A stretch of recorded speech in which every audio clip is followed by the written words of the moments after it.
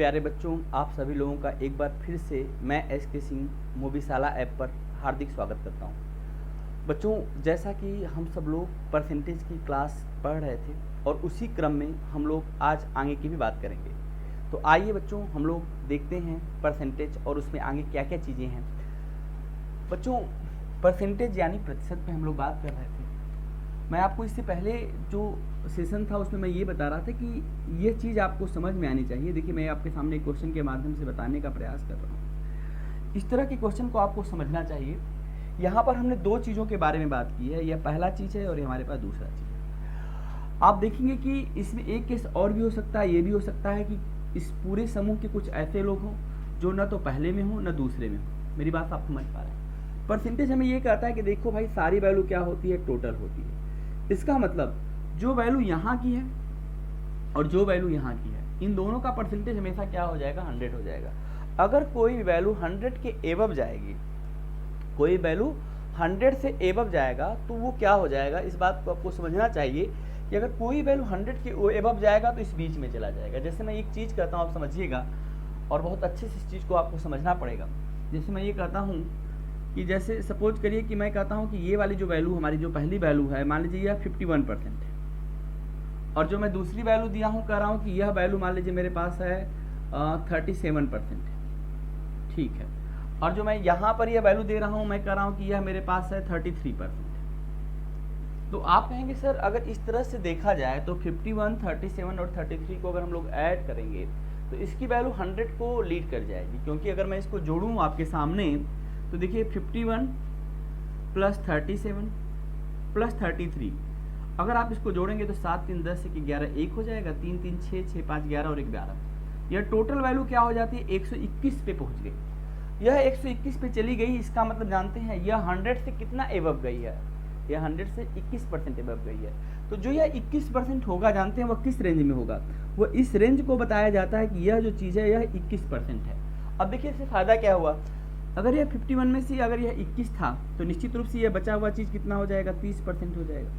37 में से अगर यह 21 कॉमन था तो आप देख सकते हैं यहाँ पर 6 हो जाएगा और यहाँ पर 1 हो जाएगा, यह 16% हो जाएगा। अब देखिए ज़रा, अब आप एक चीज़ देखिए, 30, 21, 16 और उधर से आप 33 को ले लीजिए और इनको जोड़ के देखिए बच्चे, तो आप देखेंगे 6 3 9 1 10 0 हो जाएगा, 3 3 6 3 9 और 1 10। तो क्या यह 100% हुआ कि नहीं हुआ। जब आप इन वैल्यू को देखिए, यह वैल्यू आप लेंगे और यह वैल्यू, क्योंकि यहाँ पर यह केस कैसा है, यह केस ऐसा है कि कुछ समूह के कुछ लोग ये फर्स्ट को लाइक करते हैं, समूह के कुछ लोग सेकंड को लाइक करते हैं, समूह के कुछ लोग ना तो फर्स्ट को लाइक करते हैं ना सेकंड को लाइक करते हैं। और इस तरह से हमने देखा कि इस तरह का जब क्वेश्चन आया तो इसका फिगर फॉर्मेशन इस प्रकार से बनाया जाता है। और इस क्वेश्चन को बताने का हमने आपको बहुत अच्छे से, इसी बात को हम बार बार आपके साथ में शेयर कर रहे हैं, बता रहे हैं कि आप इस परसेंटेज को समझ लीजिएगा, इसके बाद आपको दिक्कत नहीं होगा। जैसे मैं कहूँगा केवल फर्स्ट में कितने लोग हैं तो आप कहेंगे 30%, लेकिन अगर मैं पूछता हूँ फर्स्ट में कितने लोग हैं तो 51%। मैं पूछता हूँ केवल सेकंड में कितने लोग हैं तो आप बोलेंगे 16%। लेकिन अगर मैं आपसे ये पूछता हूँ कि आप ये बताओ कि सेकंड में कितने लोग हैं तो आप बोलेंगे 37%। मैं बोलता हूँ कि दोनों में कितने लोग हैं तो आप कहेंगे 21%। मैं कहता हूँ दोनों में नहीं कितने लोग हैं तो आप बोलेंगे 33%। इस तरह से आप इस पूरी चीज़ को आप समझ पा रहे हैं। यह बात हमने पिछली क्लास में आपको बताई थी। आइए बच्चों, इसमें एक चीज़ मैं आपको और समझाने का प्रयास करता हूँ।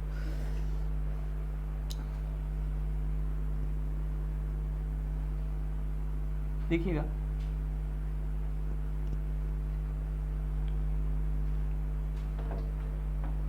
मैं एक क्वेश्चन करता हूँ, बहुत ध्यान से देखिएगा। एक परीक्षा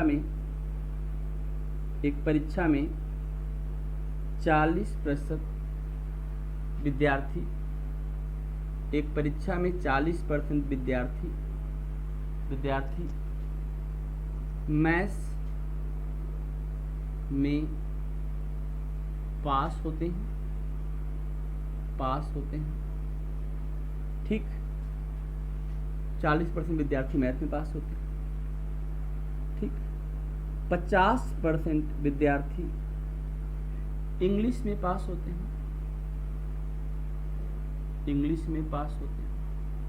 ध्यान रखिएगा।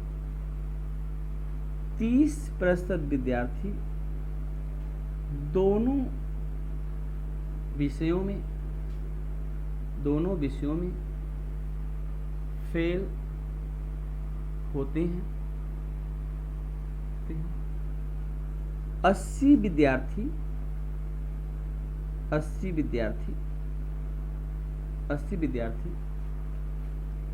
दोनों विषयों में पास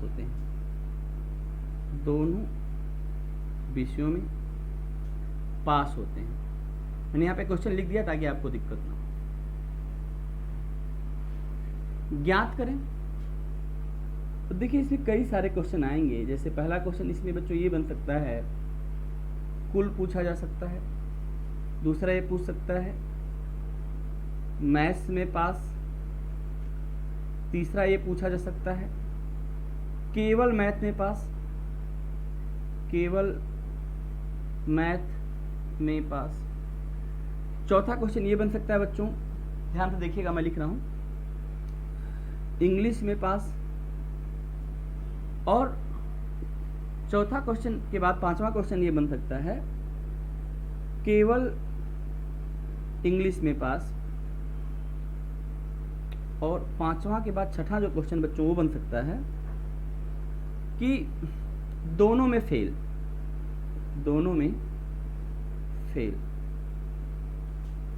अब मैं आपसे एक चीज जानना चाहता हूं, जब मैं इस क्वेश्चन को देखता हूं तो मुझे सबसे पहला काम जो करना चाहिए वो ये करना चाहिए कि मैं सबसे पहले इस क्वेश्चन के वेन डायग्राम की तरफ पढ़ूंगा।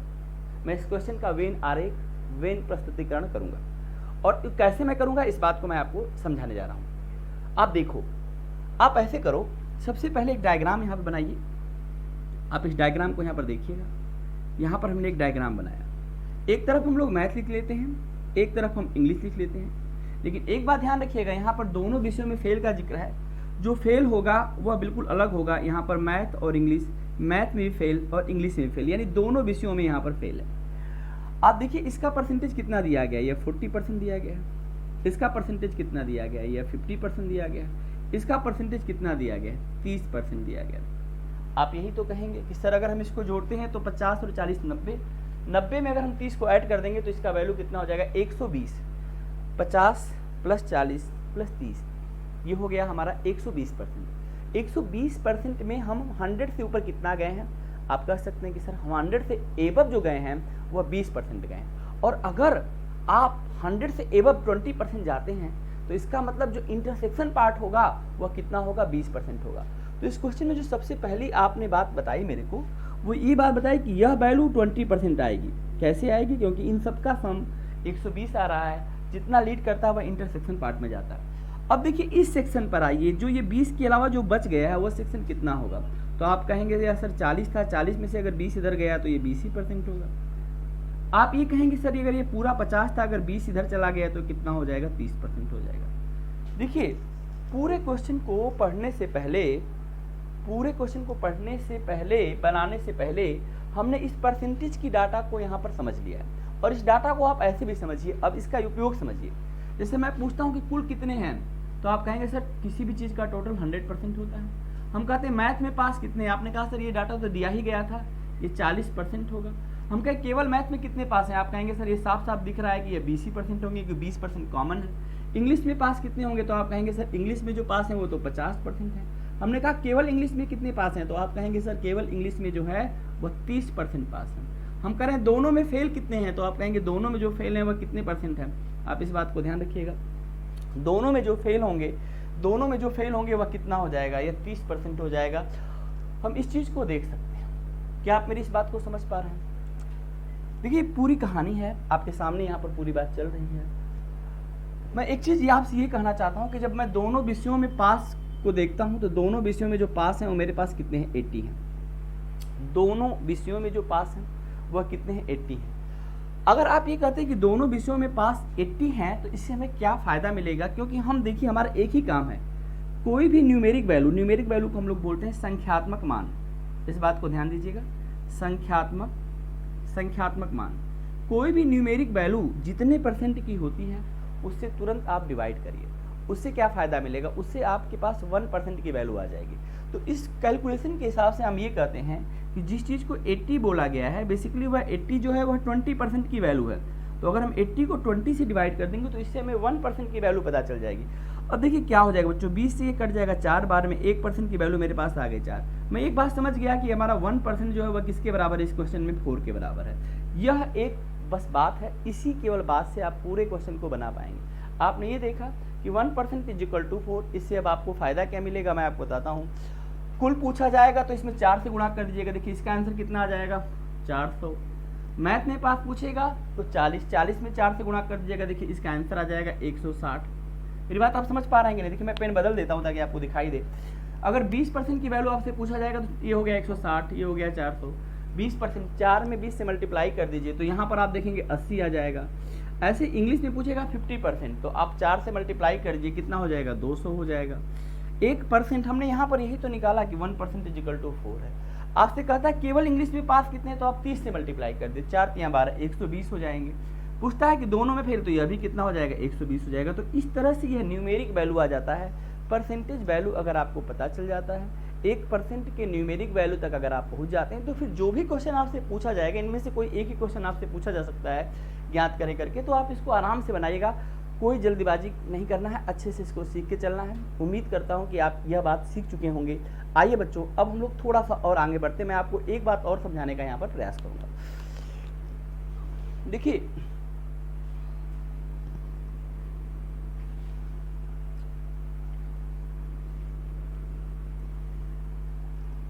आप अच्छे से करें, और हम लोग परसेंटेज पढ़ रहे हैं, बड़ा इंपॉर्टेंट टॉपिक चल रहा है, थोड़ी थोड़ी बात हमें समझनी है।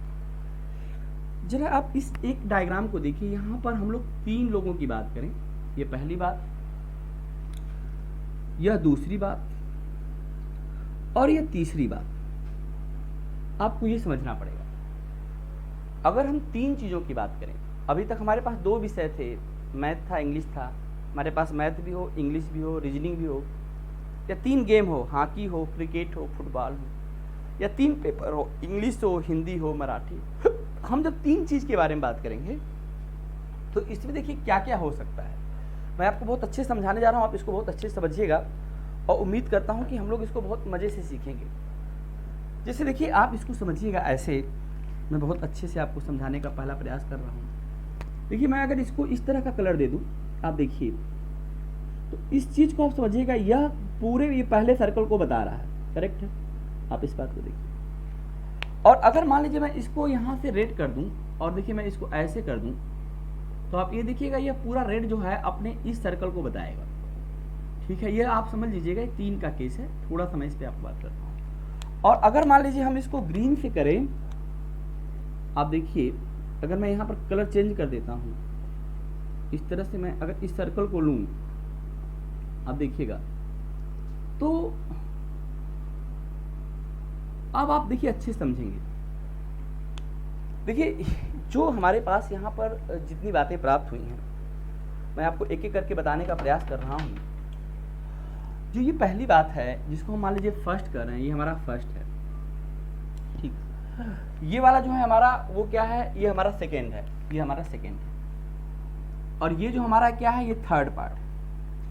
हम इसको चलिए दूसरे पेन से कर देते हैं, हम इसको यहाँ पर कर देते हैं कि ये हमारा थर्ड पार्ट है। अब मैं आपसे एक चीज़ पूछूं कि आप ये बताइए कि इन तीनों में हम कैसे 100% हमारा पूरा होगा। टोटल वैल्यू हमारी 100% होती है, और कंपल्सरी है कि चलिए इसी में तीनों में ही है, ऐसा कोई केस नहीं है जिसमें ये इसमें क्वेश्चन ऐसे बनेगा कि एक समूह में 3 तरह के लोग हैं, एक समूह में 3 तरह के लोग हैं, इतने % लोग पहले विषय को लाइक करते हैं, इतने तरह के लोग दूसरे विषय को लाइक करते हैं, इतने तरह के लोग तीसरे विषय को लाइक करते हैं। कुछ ना कुछ लाइक जरूर करते हैं, मतलब इसमें नो वाला केस नहीं है, तो हमें उसको देखना ही नहीं है। लेकिन मैं कह रहा हूँ कि इस डायग्राम को आप कैसे समझेंगे, इसका 100% कैसे बनेगा, तो मैं आपको बताना चाहता हूँ, आप इस बात को समझिएगा। देखिए अगर मैं इस वाले सेक्शन को ए बोलूँ, ध्यान से देखिएगा, इस वाले सेक्शन को मैं बी बोलूँ, इस वाले सेक्शन को मैं सी बोलूँ, तो आप देखेंगे अगर आप A plus B plus C अगर आप ले लें a plus B plus C, a plus B plus C अगर आप ले लें तो आप यह सेक्शन ये वनली वाला सेक्शन है, ये पूरा हमने ये नहीं बोला, इस बात को ध्यान रखिएगा। ए सेक्शन का दायरा यहाँ से शुरू होता है और यहाँ पे खत्म हो जाता है, इस बात को आपको ध्यान देना चाहिए। ये वाला सेक्शन हमारा ए है। इसी तरह बी सेक्शन का दायरा यहाँ शुरू होता है और यह देखिए वनली, देख रहे हैं वनली सेक्शन सेकेंड को हम बी बोलते हैं। ऐसे सी को तो ए प्लस बी प्लस सी आएगा। अब आप देखिएगा अगर मैं इस सेक्शन का नाम यहाँ पर अगर मैं इसका नाम दे दूं ए बी, इसका नाम अगर मैं दे दूं बी सी, इसका नाम अगर दे दूं मैं ए सी, इस बात को ध्यान रखिएगा, और इसका नाम अगर मैं दे दूं ए बी सी, मेरी बात आप समझ पा रहे हैं? तो यह देख रहे हैं जो बीच में है इसका नाम हमने क्या दे दिया, A B C. A B C वह सेक्शन है जो देख रहे हैं जो ए में भी है, जो बी में भी है और जो सी में भी है, करेक्ट। तो मैं कह रहा हूं कि अगर आप इसके बाद यहां पर ए बी को ले लें, अगर आप इसके बाद बी सी को ले लें, बी सी को ले लें, और अगर यहां पर आप ए सी को ले लें, तो आपने कहा कि सर हम ये वाला पूरा सेक्शन, ये वाला पूरा सेक्शन और ये वाला पूरा सेक्शन ले चुके हैं। अब इसमें जानते हैं समझने वाली बात क्या है, जब आप यहाँ पर ए बी की बात करते हैं तो ए बी ये पूरा सेक्शन आता है जो ए और बी के इंटरसेक्शन पार्ट को बताता है। जब आप बी सी की बात करते हैं तो बी सी इस सेक्शन को बताता है। इसी तरह जब आप ए सी की बात करते हैं तो ए सी इस सेक्शन को बताता है। लेकिन जब आप ए बी लेंगे तो ध्यान रखिएगा ए बी सी वाला सेक्शन आप ले चुके हैं। जब आप ए बी लेते हैं तो ए बी में यह ए बी सी वाला सेक्शन आ चुका है। तो जब मैं यहाँ पर अब यहाँ से जब मैं BC को लूंगा तो BC यह पूरे सेक्शन को बताता है, इस बात को समझिए।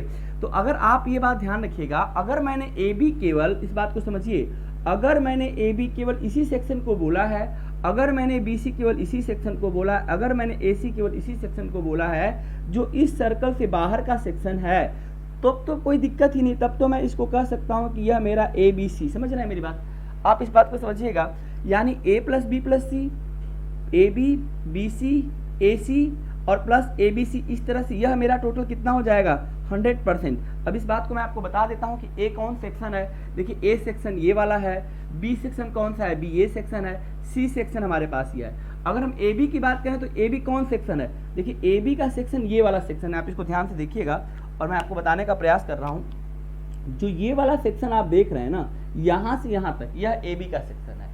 अगर आप पूछेंगे BC वाला सेक्शन कौन है, तो मैं कह रहा हूं कि BC का सेक्शन जो है, BC का सेक्शन वह केवल यह वाला सेक्शन है, यह BC का सेक्शन है। और अगर आप कह रहे हैं कि सर AC का कौन सेक्शन है, तो मैं कह रहा हूं कि यह वाला सेक्शन केवल AC का सेक्शन है, करेक्ट। तो यह देखिए यह सेक्शन, यह सेक्शन, यह सेक्शन प्लस यह सेक्शन, तब जाके यह कितना बनता है, यह 100% बनता है। मेरी बात आप समझ पा रहे हैं? लेकिन अब क्वेश्चन की गंभीरता को हमें समझना पड़ेगा, क्वेश्चन कैसे बनाता है इस बात को हमें समझना पड़ेगा। आइए मैं इस चीज को क्वेश्चन के फॉर्मेट में लेके चलता हूँ और दिक्कत मैं आपको समझाता हूँ। देखिए आपको ये समझना पड़ेगा, जैसे मान लीजिए मैं कहता हूँ, बहुत अच्छे समझिएगा, जैसे मैं कहता हूँ कि ए और बी दोनों में है, तो जैसे मैं कहता हूँ कि ए बी दोनों में है, तो ए बी दोनों में के लिए समझ रहे हैं, यहां से लेके यहां तक यह पूरा वह सेक्शन आता है जो ए और बी दोनों को बताता है। लेकिन हमें चाहिए केवल ए बी ऊपर वाला पार्ट है, हमें ए बी सी क्योंकि हम अलग से जोड़ लेते हैं। मेरी बात आप समझ पा रहे हैं? तो इसका मतलब समझ रहे हैं, ए बी दोनों में है का मतलब यह पूरा जो है इधर से ए का और यह पूरा सेक्शन आ जा रहा है, न कि केवल यह ऊपर वाला सेक्शन आ रहा है। तो आपके पास जो क्वेश्चन में डाटा दिया जाता है वह इस तरह से आता है कि ए बी दोनों में है, समझ रहे हैं, ए और बी दोनों में है। अब इसी तरह से मान लीजिए हम ये कहते हैं, आप इसमें अगली बात समझिएगा, जैसे मैं कहता हूं कि बी और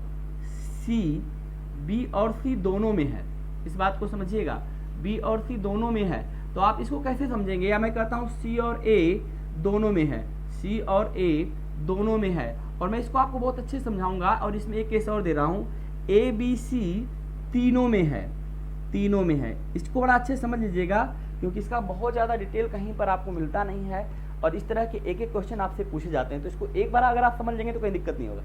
जैसे मान लीजिए मैं कहता हूँ कि ठीक है, इन दोनों में जो कॉमन है वह 20% है, इन दोनों में जो कॉमन है वह 15% है, इन दोनों में जो कॉमन है मान लीजिए वह 25% है, और इन तीनों में जो कॉमन है मान लीजिए वह 10% है। इस तरह से आप जरा एक बार डाटा को समझिएगा। तो देखिए ए बी सी तीनों में 10%, यानी 10%, ये तीनों सेक्शन को जब बता रहा है कि यह 10 है, तो केवल ए बी वाला सेक्शन, जिसको हम लोग यहाँ देखिएगा यह केवल ए बी है, इस बात को समझिएगा, ये केवल बी सी है और यह केवल ए सी है। तो मैं कह रहा हूँ कि ए बी दोनों में है, तो ये पूरे को बता रहा है। और अगर इसमें से 10% अगर हम हटा देंगे, ध्यान रखिएगा, इसमें से हम अगर 10% हटा दें तो इसकी वैल्यू कितनी आ जाएगी, 10%, यानी जो ए बी की जो वैल्यू यहाँ पर आएगी वह कितनी आ जाएगी, 10 आ जाएगी। ऐसे अगर बी और सी दोनों में है 15% और तीनों में है अगर 10%, तो तीनों में अगर 10% है, अगर आप इसको निकाल देंगे तो ध्यान रखिएगा यहाँ पर आप केवल का पता कर लेंगे, केवल पता कर लेंगे, कितना आ जाएगा, देखिए 5% आ जाएगा। और ऐसे अगर मैं इसमें से 10 माइनस कर लूँगा बच्चों, तो इस बात को आप ध्यान रखिएगा, अगर मैं इसमें से 10 माइनस कर लेता हूँ तो यह आ जाता है मेरा कितना, यह आ जाता है मेरा 15%। मेरी बात आप समझ पा रहे हैं? तो पहली बात आप ये समझिएगा कि जहाँ तीनों वाला रिलेशन है, उस तीनों को अगर बारी बारी से ए बी में से, बी सी में से, सी ए में से अगर माइनस करते हैं, तो इंडिविजुअल केवल ए बी, केवल बी सी और केवल सी ए के सेक्शन को बता सकता है। अब इसको हम लोग ऐसे समझते हैं, देखिए हमारे पास क्या क्या इन्फॉर्मेशन है, मैं आपको अब यहाँ से बताता हूँ, आप इस बात को ध्यान रखिएगा। हमारे पास ए बी सी का जो वैल्यू दिया गया था वह कितना दिया गया था, ये 10% दिया गया था। हमारे पास देखिए ए सी, केवल ए सी वाला वैल्यू कितना है, ये चीज़ हमारा केवल 15% है। यह चीज़ हमारा केवल बी सी वाला सेक्शन हमारा केवल 5% है। ए बी वाला सेक्शन देखिए हमारा कितना है, 10% है। मेरी बात आप समझ पा रहे हैं कि नहीं समझ पा रहे हैं? अब अगर हम ए बी सी की बात करें तो आप एक चीज़ देखिए, अब आपके पास कितना परसेंट हो गया, 10 और 10 20, 20 और 10 30, 5 35 और 5 40, यह टोटल सेक्शन मेरा हो गया 40%। तो इसका मतलब मैं अगर इस सेक्शन को देखूँ, मान लीजिए मैं यहाँ पर ए को दे देता हूँ, यह 25% है, और बी को मान लीजिए मैं दे देता हूँ कि यह 15% है, और सी को मान लीजिए मैं देता हूँ कि 10% है, तो 25 और 15 40 और 10 60, 60 10 70 10 80 90 और 100। तो इस तरह से मेरा यह पूरा डाटा एक तरह से तैयार होता है। यानी इस क्वेश्चन को समझने के लिए पहले तीनों इंटरसेक्शन को पकड़िए, उस तीनों इंटरसेक्शन में से अगर आप इसको माइनस करेंगे, जैसे कि आपने माइनस किया है बारी बारी से, आप देख रहे हैं यहाँ पर इन तीनों वाला जो है वह 2 में से जब आपने माइनस किया है तो वह केवल 2 को बताता है। तो ये जो सेक्शन होता है केवल ए बी, केवल बी सी, केवल ए सी को बताता है, और इसमें इस तरह से इसका ये 100% क्या होता है, कंप्लीट होता है। इस चीज़ को समझिए अच्छी प्रकार से, क्योंकि यह बहुत महत्वपूर्ण बात है। अब मैं आपको एक चीज़ और बताता हूँ। अब देखिए एक चीज़ समझिए, अगर मैं पूरे ए के बारे में बात करूँ कि ए की टोटल वैल्यू कितनी है, तो देखिए ए की टोटल की वैल्यू में ए भी आएगा, ए बी भी आएगा, ए बी सी भी आएगा और ए सी भी आएगा। तो अगर मैं इस डाटा से, इस जो क्वेश्चन आपके सामने है, अगर मैं इस डाटा को लेके चलूँ और मैं पूछूं कि ए में टोटल परसेंटेज कितना है, तो देखिएगा इसका टोटल परसेंटेज कैसे बनेगा, मैं बता रहा हूँ। देखिए इसमें जो ए की जो हमारे पास वैल्यू है, ए की वैल्यू मान लीजिए हमारे पास क्वेश्चन में हमने कहा था कि ये 25% दिया गया है, या बी की वैल्यू हमने आपको दिया है मान लीजिए 15% दिया है, या सी की वैल्यू मान लीजिए मैंने आपको 10% दिया है, और यहीं पे मैं लिख देता हूँ जो केवल ए बी की जो वैल्यू हमारे पास थी, यहाँ पर आप देख सकते हैं 10% है, केवल बी सी की वैल्यू 5%, केवल ए सी की वैल्यू 15% और ए बी सी की वैल्यू 10%। तो आप जरा इसको जोड़ो बच्चों, तो 25, ए बी कितना है भाई, ए बी की वैल्यू है 10, यह वैल्यू मेरी कितनी है, 10% है। यह वैल्यू मेरी कितनी है, ध्यान रखिएगा, बी सी की वैल्यू कितनी है, 5% है। यहाँ से ये वाली वैल्यू मेरी कितनी है, यह मेरी है 15% है। और मैं इन तीनों की वैल्यू को अगर पूछूं तो यह तीनों की वैल्यू मेरी कितनी है, 10% है। अब आप देखो एक चीज़, जब आप ए के बारे में बात करते हैं, यानी पहले फर्स्ट थिंग्स के बारे में बात करें कि यह कितने % एरिया को कवर करता है, तो देखो ये 25 कवर कर रहा है, ये 10 कवर कर रहा है, ये 10 कवर कर रहा है, और ये 15 कवर कर रहा है। तो 25 देखिए 10 और 10 20, 20 और 15 35, 35 और 25 कितना हो जाएगा, 30 30 60 हो जाएगा। तो इसका मतलब फर्स्ट की जो वैल्यू है वह टोटल 60% है। ऐसे सेकेंड पार्ट की अगर टोटल वैल्यू को देखेंगे तो इसमें बी वाला सेक्शन आएगा, ए बी वाला सेक्शन आएगा, ए बी सी वाला सेक्शन आएगा, बी सी वाला सेक्शन आएगा। तो मैं अगर ये कहता हूँ कि यह टोटल वैल्यू अगर मेरी, ध्यान समझिएगा, अगर ये टोटल वैल्यू मेरी जो है, अगर हम इसको देखें तो देखो यहाँ 5 और 10 10 10 20 और 5 25, 25 और 15 कितना हो जाएगा। सेकेंड का सेक्शन मेरे पास आ जाएगा 40% का, और थर्ड का सेक्शन ऐसे निकाल लो, तो ये वाला चीज़ 10 है, ये 5 है, ये 10 है और ये 15 है। तो देखो यहाँ हो जाएगा 25 25 और 5 30 और 10 40। तो ये वाला भी सेक्शन मेरा कितना हो जाएगा, 40% हो जाएगा। क्या आप मेरी बात समझ पा रहे हैं, बोलिए, क्या आप मेरी बात समझ पा रहे हैं? देखिए इसमें हमने क्या किया, अब आपको बता दूं कि यह पूरा सेक्शन 60% का है, यह पूरा सेक्शन 40% का है, और यह पूरा जो सेक्शन है वह कितना है, वह 40% है। मेरी बात आप समझिएगा बहुत ध्यान से। तो आप इस बात को देखिएगा कि इसमें अगर हम इसको ध्यान से देखें तो देखिए यहाँ पर हमारे पास 60 और 40 कितना हो जाएगा, 100 100 और 40 कितना हो गया 140। इसका अगर टोटल वैल्यू आप ऐड करते हैं तो वो 140% होता है। इसका मतलब आप समझिएगा कि 140 होने का मतलब यह किसी न किसी प्रकार से 40 क्या करता है, एक्सीड करता है। तो वो 40 देखिए कहाँ कहाँ एक्सीड कर रहा है, वह 40 में देखिए 10 यहाँ पे एक्सीड कर रहा है, 5 यहाँ पे एक्सीड कर रहा है, 10 और 15 हो गया, 15 और 15 30 और 10 यहाँ पर। तो इस 40 का जो बंटवारा हुआ है वह इन्हीं सेक्शनों में पाया जाएगा। मेरी बात आपको समझिएगा, जैसे हमने अगर इसको देखें तो ये 60 है, ये 40 है और ये 40 है। अगर मैं तीनों को सम करता हूँ तो इसकी वैल्यू होती है 140%। 140% में आप इस बात को ध्यान दीजिएगा, 140% में से ये 100 के ऊपर 40 गया तो जो इंटरसेक्शन के पार्ट में जो चीज़ जाएगी वह 40% जाएगी।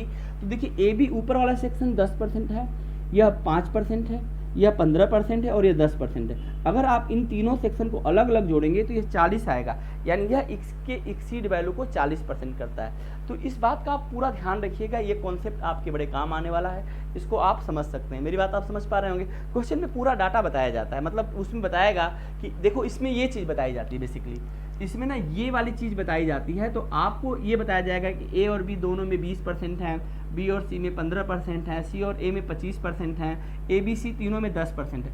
यह डाटा बताया जाएगा। आपको बस ये काम करना है कि ये तीनों वाला क्या करिएगा, इन कॉम, क्योंकि देखिए इस पूरे सेक्शन में से अगर ऊपर वाला बताना है तो हमें 10 यहाँ भी माइनस करना पड़ेगा। इस पूरे सेक्शन में से अगर ये ऊपर वाला बताना है तो हमें जो है 10 माइनस करना पड़ेगा। तो हमने वही किया है, यह 10-10 माइनस करके हमने इस पूरे चीज़ को किस में ले गए, हम केवल ए बी में लेके चले गए हैं। अब यह हमारा जो डाटा आ रहा है वो क्या बता रहा है, यह केवल ए बी का बता रहा है, समझ रहे हैं, यह केवल बी सी का बता रहा है, यह केवल सी ए का बता रहा है। तो इस तरह से इसके केवल वाले पार्ट तक हम क्या करते हैं, पहुंच जाते हैं। उसके बाद क्वेश्चन में कोई दिक्कत नहीं होती है, वही कोई वैल्यू बता दिया जाएगा, जो वैल्यू जितने परसेंट का होगा उससे डिवाइड कर दीजिए, जो निकालना उससे मल्टीप्लाई कर दीजिए। जैसे अगर मैं इसी को क्वेश्चन रूप में दे दूँ, मैं क्वेश्चन रूप में दे दूँ कि यहाँ पर जो है 3 एग्जाम हैं, exam first, exam second, exam third. मेरी बात समझिएगा, हम कह रहे हैं कि जो हमारे पास 60% बच्चे पहले पेपर में पास हैं, 40% बच्चे दूसरे पेपर में पास हैं, 40% बच्चे तीसरे पेपर में पास हैं। मेरी बात आप समझिएगा। उसके बाद मैं और बताऊंगा आपको कि ए और बी दोनों में 20% पास हैं, बी और सी दोनों में 15% पास हैं, सी और ए दोनों में 25% पास हैं, जबकि ए बी सी तीनों में 10% पास हैं। मेरी बात आप समझ पा रहे हैं। अब मैं आपसे पूछ सकता हूँ क्या, मैं ये कर सकता हूँ कि यदि, ध्यान दीजिएगा, अगर मैं इसमें क्वेश्चन दूंगा कि यदि ए और बी, यदि केवल ए और बी में 70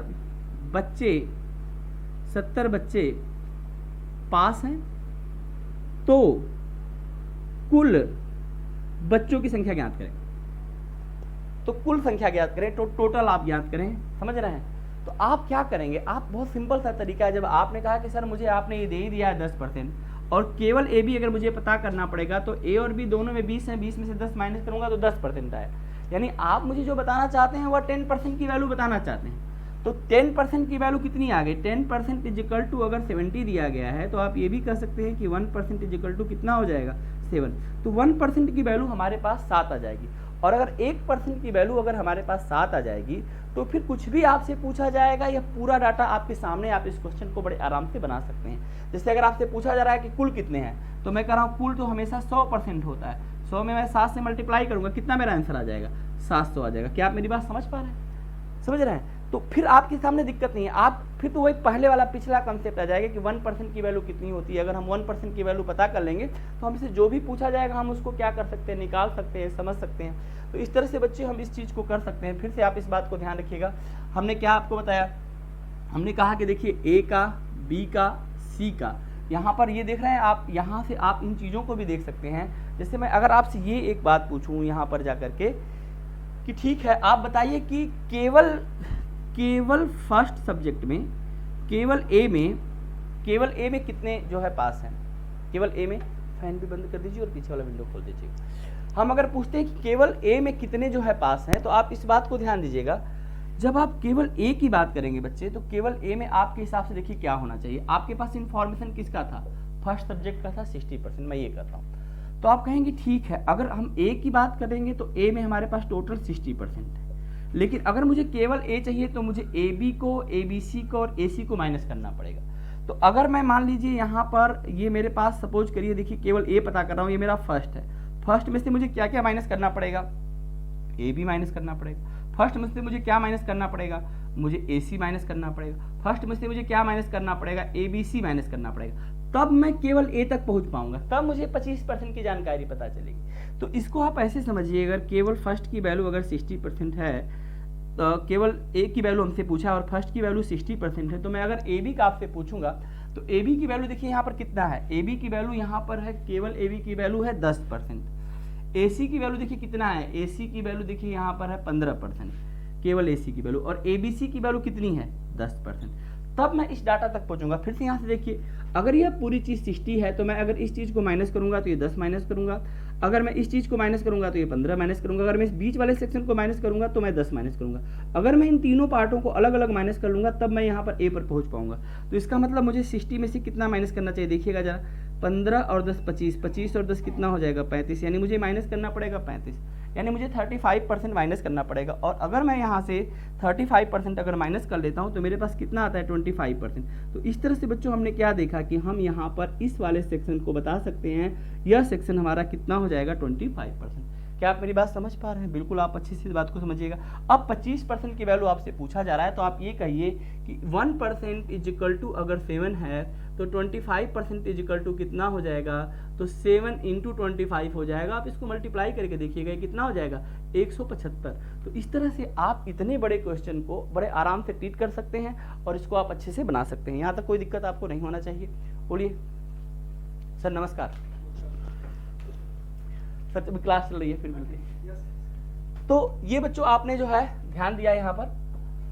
अब जो है हम लोग थोड़ा सा आगे बढ़ेंगे, कुछ और तरह के क्वेश्चन को देखेंगे, ठीक है। इस तरह का जो है क्वेश्चन मैं और प्रैक्टिस सेट में आपको आगे दूंगा, तो वहाँ से आप और अच्छे से प्रैक्टिस करिएगा। एक बार पहले आप इस तरह के क्वेश्चन के आइडिया आपने ले लिए कि कैसे इसको करना था।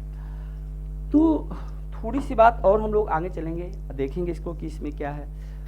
अच्छा, एक बात आप समझिएगा, देखिए मैं ये कह रहा हूँ, आप इसको समझिए कि यहाँ पर कुछ और भी क्वेश्चन आते हैं जिसमें हम इन कॉन्सेप्ट को यूज करते हैं कि जो वैल्यू जितने परसेंट की उससे हम 1% की वैल्यू निकाल लेंगे और जो निकालना उससे हम मल्टीप्लाई करके उस चीज़ को पता करते हैं। जैसे एक क्वेश्चन इसमें बनता है, मैं लिखता हूँ पहले क्वेश्चन, आप इसको समझिएगा। क्वेश्चन ये है, एक परीक्षा में यहाँ पे देखिएगा, मैं साफ साफ लिख दे रहा हूँ, एक परीक्षा में पास होने के लिए, अगला टाइप है ये आपके क्वेश्चन का, एक परीक्षा में पास होने के लिए 40% अंक होने चाहिए, अगर मैं इसको ऐसे इंग्लिश में बोलूं तो ऐसे बोल सकता हूं कि to qualifying an examination 40% mark are required. एक परीक्षा में पास होने के लिए 40% अंक होने चाहिए, करेक्ट है। एक परीक्षा में पास होने के लिए 40% अंक होने चाहिए। अब सुनिए यहाँ पर आगे, एक छात्र पास होने के अंक से 5% कम अंक प्राप्त करता है, 5% कम अंक प्राप्त करता है। इस तरह के क्वेश्चन को आप देखिए, ठीक है। Student got 5% less to qualifying mark. यदि उसे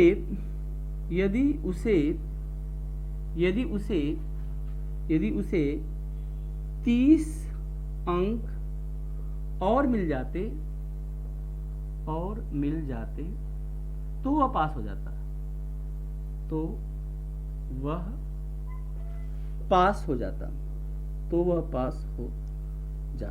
इस बात को समझिएगा। यदि उसे 30 अंक और मिल जाते तो वह पास हो जाता। अब देखिए क्या क्या है, ज्ञात करें। अब देखिए ये भी जो है ना पूरा सीरीज